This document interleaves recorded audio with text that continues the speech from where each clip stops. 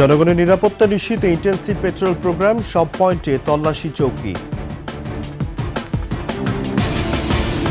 আবরার হত্যায় ফাঁসির আসামি পালিয়ে যাওয়ায় আবারও উত্তাল বুয়েট ক্যাম্পাস, দ্রুত গ্রেফতার দাবি। পিলখানায় নিহতদের স্মরণে প্রথমবারের মতো পালিত হচ্ছে শহীদ সেনা দিবস, বিচার প্রক্রিয়ায় অসন্তুষ্ট স্বজনরা।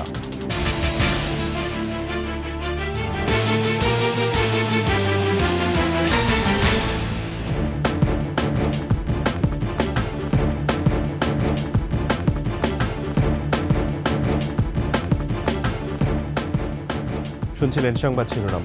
আমন্ত্রণ সকালের ২১ সংবাদে, সাথে আছি রাজিউর রহমান।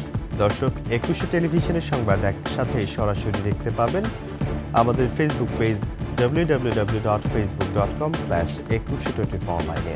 এছাড়া সাবস্ক্রাইব করতে পারেন www.youtube.com/@21tv চ্যানেলে। রাজধানী সহ সারা দেশে শুরু হয়েছে ইন্টেন্সিভ পেট্রোল প্রোগ্রাম। রাজধানীর মোহাম্মদপুর, মিরপুর, ধানমন্ডি ও পুরান ঢাকা সহ প্রতিটি এলাকায় রাতভর চলে অভিযান। আইনশৃঙ্খলা রক্ষাকারী বাহিনী বলছে, জনগণের নিরাপত্তা নিশ্চিতে সব ধরনের প্রস্তুতি নিয়েছে তারা। পয়েন্টে পয়েন্টে বসানো হয়েছে তল্লাশি চৌকি, অলিতে গলিতে টহল দিচ্ছে পেট্রোল টিম।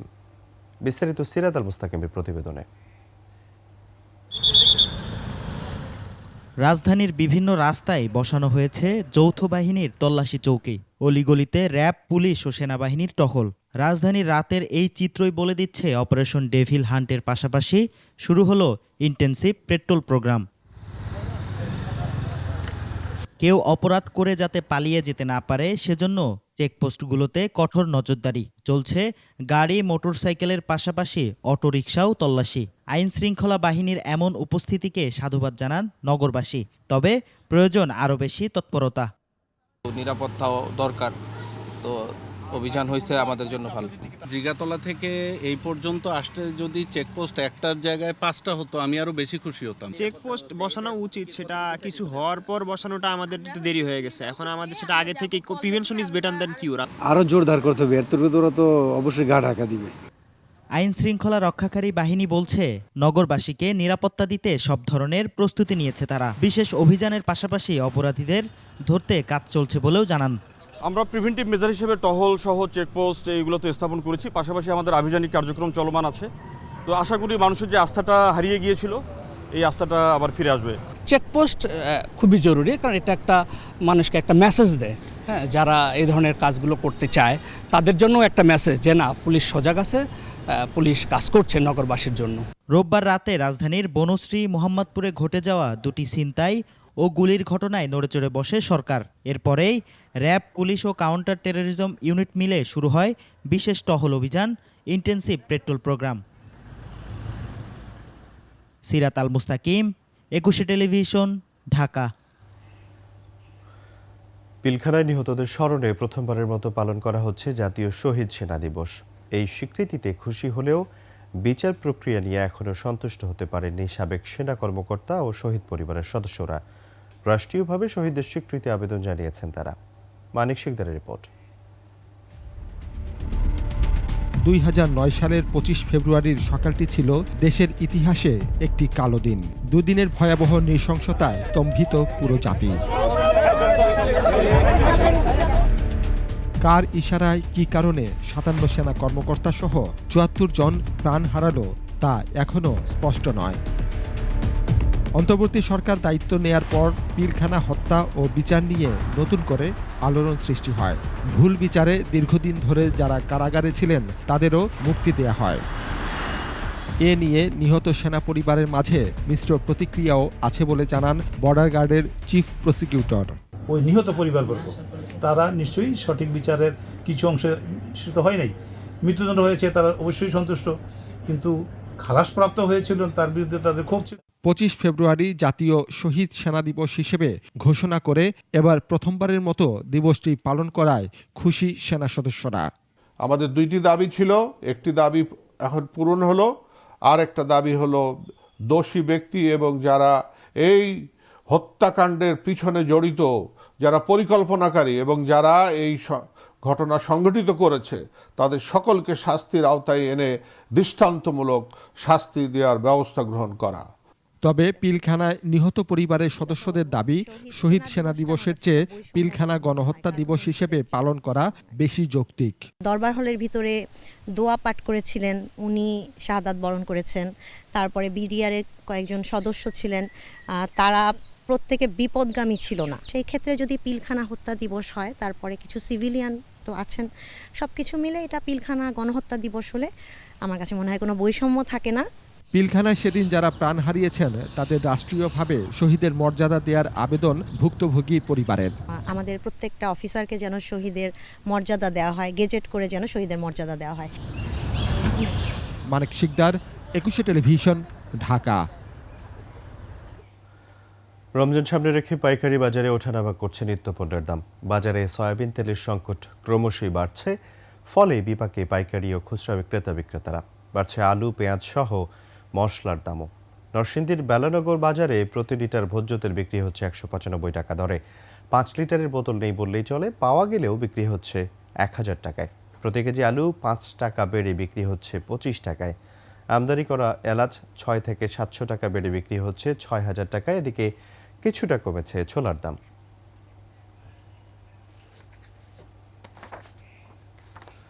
দর্শক, এ বিষয়ে আরো খবর জানাতে সরাসরি যুক্ত হচ্ছেন নরসিংদী প্রতিনিধি মাখন দাস। মাখন, নিশ্চয়ই শুনতে পাচ্ছেন আমাকে। রমজান সামনে রেখে নিত্যপণ্যের যে দাম সেটা ঊর্ধ্বগতি রয়েছে, এ নিয়ে আসলে সাধারণ ক্রেতা বিক্রেতা সহ সাধারণ মানুষের কি প্রতিক্রিয়া দেখছেন, বিস্তারিত জানাবেন। হ্যাঁ, রাজিউর রহমান। আমি এখন দাঁড়িয়েছি নরসিংদী বেলানগর এই বড় বাজারে, পাইকারি বাজারে। এখানে আপনারা জানেন যে এখানে যে আসন্ন রমজানকে কেন্দ্র করে যে বাজারের যে দ্রব্যমূল্যের ওঠানামা করছে, এবং এটি কিন্তু একটা ক্রেতা বিক্রেতার মধ্যে কিন্তু একটা সংকট দেখা যাচ্ছে। আর আপনি জানেন যে এখানে যেই সয়াবিন তেলের দাম যে সংকট রয়েছে, এবং বিক্রেতারা আমাদেরকে জানিয়েছে যে দীর্ঘ 1 মাস যাবৎ বিভিন্ন কোম্পানি তাদেরকে সয়াবিন তেল তাদেরকে সরবরাহ করছে না। সেই কারণেই তারা কিন্তু এখন সয়াবিন কিন্তু প্রকট সংকট কিন্তু এখানে দেখা দিয়েছে। এখানে যদিও আপনার 1 লিটার তেল বোতল পাওয়া যাচ্ছে, কিন্তু এছাড়া কিন্তু 5 লিটারের তেলের কিন্তু অত্যন্ত কিন্তু সংকট রয়েছে। এই তেলের কারণে কিন্তু তারা মনে করছে যে সামনে আসন্ন রমজানে যে তাদের ব্যবসা বাণিজ্য অনেকটা ক্ষতি হবে। এছাড়াও বিভিন্ন পণ্যের দাম, কয়েকটা পণ্যের দাম বাড়লেও কিন্তু অধিকাংশ পণ্যের দাম শিথিল রয়েছে। আপনারা জানেন যে মশলার মধ্যে শুধু এলাচির দামটা একটু বেড়েছে, 600 থেকে 700 টাকা বেড়ে প্রায় 6000 টাকা রয়েছে, যা মানুষের দ্রব্যমূল্যের কেনার বাহিরে রয়েছে। এছাড়াও কিন্তু অন্য কিন্তু আপনার যেই মশলা রয়েছে সেটা কিন্তু দাম স্বাভাবিকই রয়েছে। এছাড়া আপনার আমরা দেখেছি যে এই বাজারে যে মুরগি দাম, যেটা ব্রয়লার মুরগি রয়েছে প্রায় 185 থেকে 190 টাকা, এবং এই দেশি মুরগি রয়েছে 600 টাকা কেজি। এছাড়া আপনার কক মুরগি রয়েছে 300 টাকা কেজি। এছাড়া ডিমেরও 1 কোটি ডিম প্রায় 200 টাকা মূল্যে কিন্তু বিক্রি হচ্ছে। আর শাকসবজি, আলুর দামটা একটু 5 টাকা বেড়েছে। এছাড়া অন্যান্য সবজির দাম কিন্তু স্বাভাবিকই রয়েছে। আর আমাদের এখানে যেটা ছোলার দামটা আমরা দেখেছি যে পবিত্র রমজানকে কেন্দ্র করে ছোলার দাম কিন্তু আপনার 10 টাকা কমে 120 টাকা থেকে 110 টাকা মূল্যে কিন্তু বিক্রি হচ্ছে। আর মসুরি ডাল 120 টাকা দরে বিক্রি হচ্ছে। এছাড়া অন্যান্য যে পণ্যের দাম রয়েছে এটা কিন্তু স্বাভাবিক হারেই আমরা এই বাজারে কিন্তু দেখতে পাচ্ছি। তবে বিক্রেতারা জানিয়েছেন যদি এই তেলের সংকটের কারণেই কিন্তু এই আজকের যে সমস্যা কিন্তু সৃষ্টি হচ্ছে, তারা কিন্তু এই সয়াবিন এই তেলটা কিন্তু তারা ডিলারদেরকে যেমন পাচ্ছে না, এবং তারা কিন্তু এই বাজারেও কিন্তু সেটা হাহাকার করছে। তো আমরা মনে করি যে, এবং ক্রেতা বিক্রেতারা উভয় মনে করে, যদি এই সয়াবিন তেলের সংকটটা যদি সরকার যদি সমস্যার সমাধান করে, তবে হয়তো আসন্ন রমজানে অন্যান্য জিনিসপত্রের দামের সাথেও এটা একটা সামঞ্জস্য থাকলে সেটা স্বস্তি। মাখন, ধন্যবাদ আপনাকে। দর্শক, নরসিংদী থেকে যুক্ত হয়েছিলেন প্রতিনিধি মাখন দাস। ম্যাটস শিক্ষার্থীদের বিএমডিসি থেকে নিবন্ধন দেয়া বন্ধ সহ অযৌক্তিক দাবির বিরুদ্ধে মশাল মিছিল করেছে টাঙ্গাইল মেডিকেল কলেজের শিক্ষার্থীরা। রাতে টাঙ্গাইল মেডিকেল কলেজ চত্বর থেকে মশাল মিছিল নিয়ে বিক্ষোভ করেন তারা। শিক্ষার্থীদের অভিযোগ, দীর্ঘদিন ধরে বিভিন্ন মেডিকেলে ম্যাটস শিক্ষার্থীদের চিকিৎসক পদবি ব্যবহার নিয়ে আন্দোলন সংগ্রাম করছে।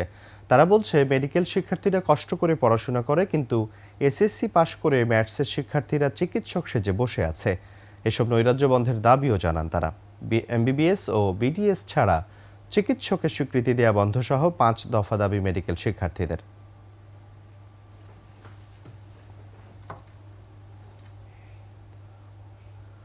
ফরিদপুর পৌরসভার 5 একর জায়গা জুড়ে বর্জ্যের ভাগাড়।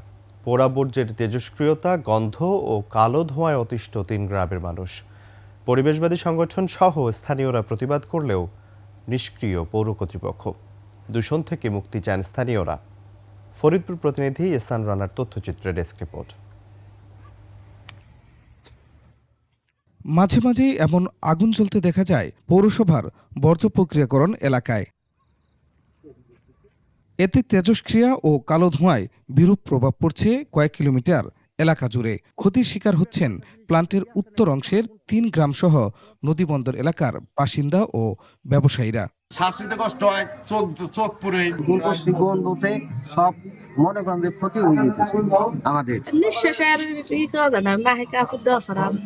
আমার এলাকার লোকজন অনেক অসুস্থ হয়ে গেছে, অলরেডি 2 জনকে হাসপাতালে ভর্তিও করছে। দিনের সেরাইতে বেশি গন্ধ। অপরিকল্পিত উপায়ে বর্জ্য পোড়ানো পরিবেশের জন্য মারাত্মক ঝুঁকিপূর্ণ বলে পরিবেশ অধিদপ্তর বলছে। পৌর কর্তৃপক্ষের সাথে আলোচনা করা হবে। পরিবেশ সম্মতভাবে ব্যবস্থা করার কথা, কিন্তু তা না করে যেভাবে আগুন দিয়ে পোড়ানো হচ্ছে, আমি সংশ্লিষ্ট যারা এই কাজে জড়িত তাদের সবার সাথে কথা বলে আমি এই বিষয়টা সমাধান করার চেষ্টা করব। তবে এ নিয়ে ক্যামেরার সামনে কথা বলতে রাজি নন পৌরসভার প্রশাসক, স্থানীয় সরকার বিভাগের উপপরিচালক Chowdhury Roushan Islam. Khurshid Alam, desk report, 21 Television. মোদের গরব মোদের আশা, আমরি বাংলা ভাষা। গানের অমর স্রষ্টা ও ঊনবিংশ শতাব্দীর প্রখ্যাত কবি, সাহিত্যিক, গীতিকার, সুরকার, গায়ক ও সঙ্গীতজ্ঞ ছিলেন ব্যারিস্টার অতুল প্রসাদ সেন। জন্মের পর অধিকাংশ সময় ভারতের লখনৌতে কাটালেও ভুলে যাননি নিজ গ্রাম ও গ্রামের মানুষকে। এলাকাবাসীর মাঝে শিক্ষার আরও ছড়িয়ে দিতে পিতা ও পিতামহের নামে প্রতিষ্ঠা করেন বিদ্যাপীঠ, যা এখন তার স্মৃতি বহন করছে। শরীয়তপুর প্রতিনিধি আবুল বাশারের তথ্য ছবিতে ডেস্ক রিপোর্ট।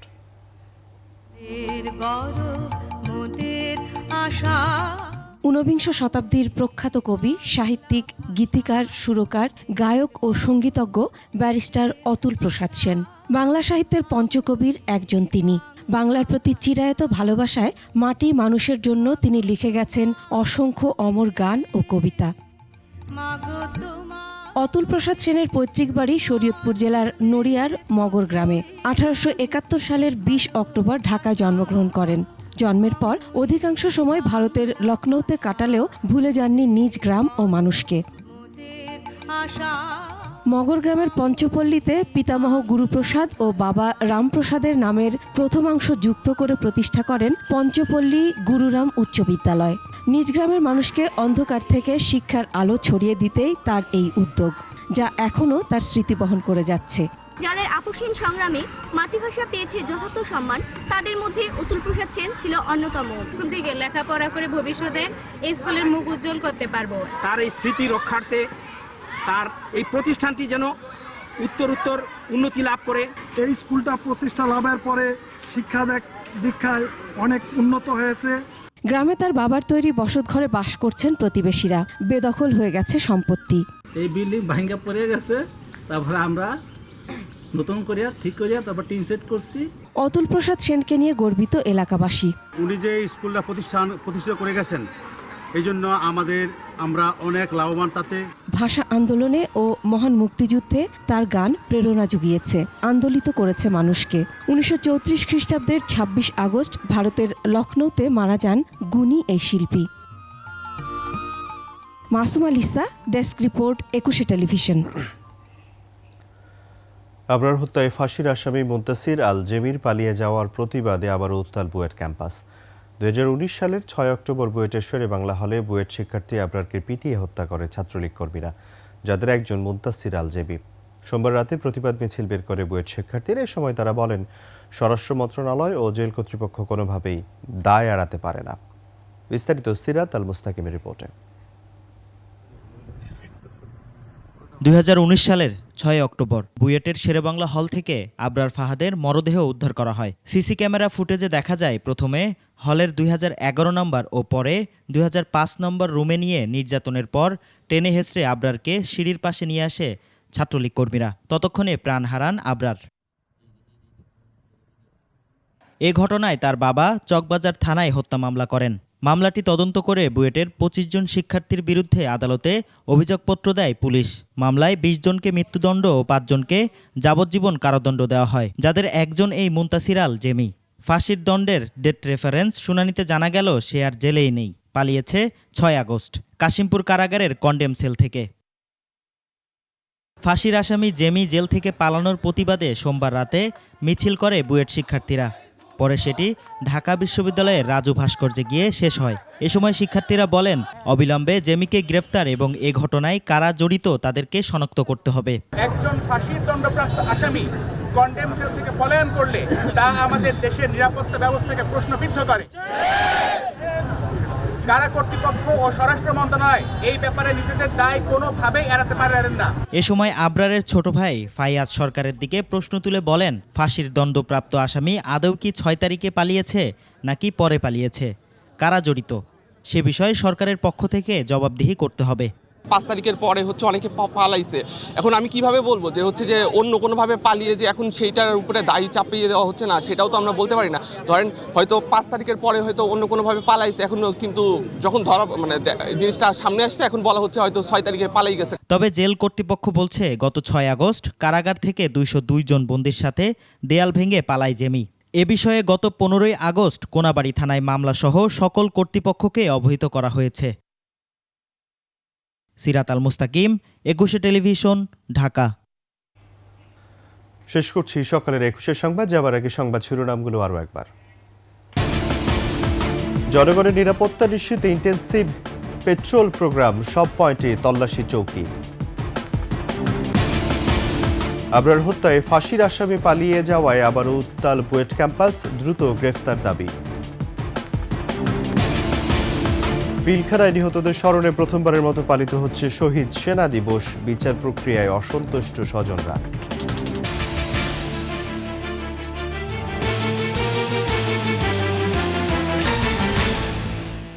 সর্বশেষ সংবাদ জানতে ডায়াল করুন 2021 নম্বরে আর ভিজিট করুন 21-tv.com এই ওয়েবসাইটে।